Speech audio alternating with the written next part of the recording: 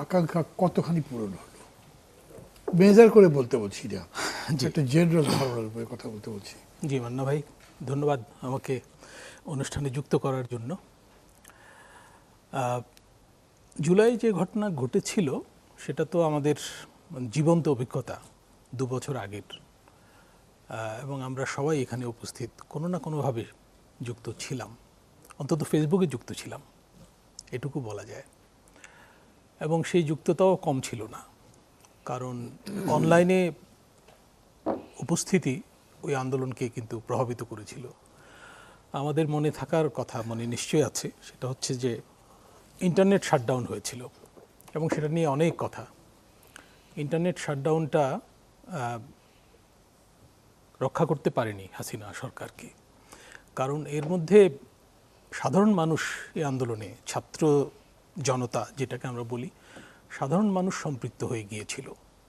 ক্ষমতাচ্যুতদের তরফ থেকে শুধু বলা হয় যে মাদ্রাসা ছাত্ররা সংযুক্ত হয়েছিল, কিন্তু আমি বলবো যে খেটে খাওয়া মানুষ, ঢাকাসহ বড় বড় বিজনেস হাবের খেটে খাওয়া মানুষ, যারা দীর্ঘদিনের মূল্যস্ফীতির শিকার এবং যাদের প্রকৃত আয় কমে গিয়েছিল, যারা কোনোভাবে সামাল দিতে পারছিল না তাদের জীবনযাত্রা, তারা নেমে এসেছিল। এবং তারা একই সঙ্গে কিন্তু শুনছিল যে দেশ থেকে অর্থ পাচার হচ্ছে, তারা শুনছিল যে ব্যাংক লুট হচ্ছে এবং বিদ্যুৎ প্রকল্পগুলোর নামেও লুটপাট চলছে, এবং বিদ্যুৎ সংকটেরও তারা শিকার ছিল। তো আমি বলবো যে এই আন্দোলনটা পেছনে একটা অর্থনৈতিক সংকটও ছিল। আমরা যেমন মুক্তিযুদ্ধের সময় বলি যে মানে দুই বাংলার মধ্যে বৈষম্য ইত্যাদি, 90-এর গণ অভ্যুত্থানের সময় আমরা বিশ্ববিদ্যালয়ের ছাত্র, সেখানে কিন্তু ওই রকম অর্থনৈতিক সংকট প্রভাবিত করেছিল বলে মনে হয় না।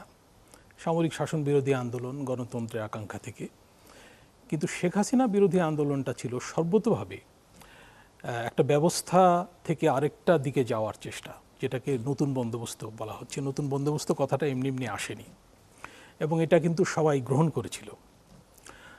আর হাসিনা সরকার যেভাবে মানে রাজনৈতিক এবং অর্থনৈতিক ব্যবস্থাকে কলুষিত করেছিল, তাতে কিন্তু সংস্কারের আকাঙ্ক্ষাটা স্বাভাবিক হয়ে উঠে এসেছিল। এবং অনেকে বলেন যে 3 তারিখে, মানে অগাস্টের 3 তারিখে শহীদ মিনারে যে বিপুল জমায়েত হয়েছিল, এই ধরনের জমায়েত আমার জীবদ্দশায় আমি দেখিনি। এরকম স্বতঃস্ফূর্ত এবং ঘন জমায়েত অবিশ্বাস্য। সেই জমায়েতে কিন্তু ভাগ্য নির্ধারণ হয়ে যায়। অনেকে বলে ক্যান্টনমেন্টে, আমি বলবো যে ওইখানে ভাগ্য নির্ধারিত হয়েছিল।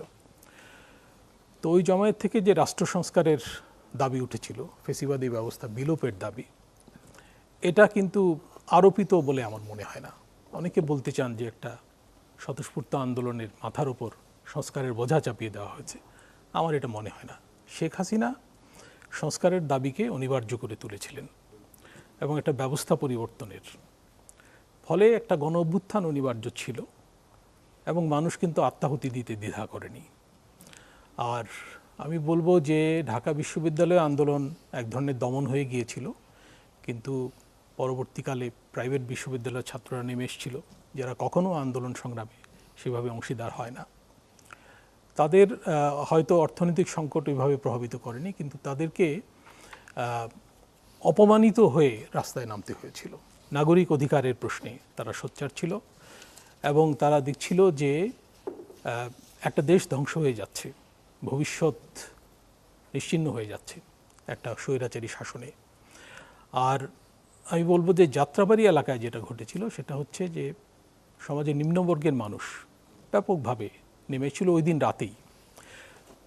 তো সব মিলিয়ে এইটা একটা এমন গণ অভ্যুত্থান ছিল যেটাকে বদরুদ্দীন ওমর সাহেব বলেছেন যে বাংলাদেশের ইতিহাসে, এই অঞ্চলের ইতিহাসে এই ধরনের অভ্যুত্থান হয়নি। তো সেই তুলনায় আমি বলবো যে প্রাপ্তি অনেক কম। প্রাপ্তি কম, একটা সরকারের পতন ঘটেছে এবং একটা মোটামুটি গ্রহণযোগ্য নির্বাচন হয়েছে, তার ভেতর দিয়ে একটি গণতান্ত্রিক সরকার এসছে। সেই সরকার এখন রাষ্ট্র সংস্কারে কতখানি আগ্রহ দেখায়, এটা একটা গুরুত্বপূর্ণ বিষয়।